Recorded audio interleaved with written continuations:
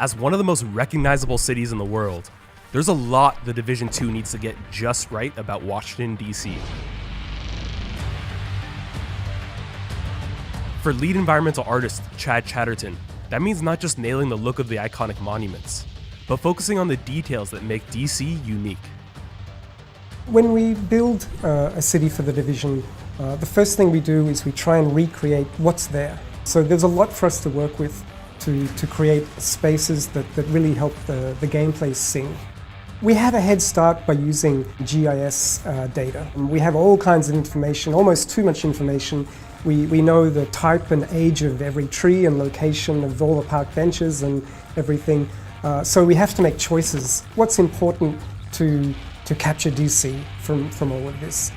But the Division 2's version of the nation's capital also needed to be transformed. And that's where the work of researcher Cloe Hammoud came in. You can spend 10 years doing research on a city.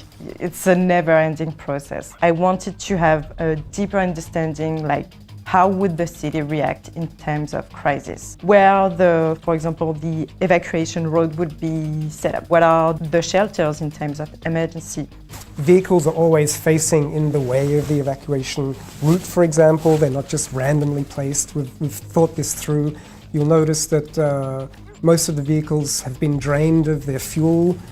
So we've really tried to think drill down into the details of why the props are there. You have the Lincoln Memorial, the Washington Monument, and the Capitol all in a row on the National Mall. And these were interesting in terms of strategic location. Things we learned from Chloe's research, whereby that wide open space is useful to the National Guard, to the Joint Task Forces, to use to create camps or a kind of a military hub. All of this research and information helps ensure the experience feels as authentic as possible. I brought creative solutions to the narrative team, also in their scenarios for the missions and side missions, for example. But also I bring logic to these missions or to the world in itself. For example, the wildlife. I highlighted the animals that you could encounter in the city.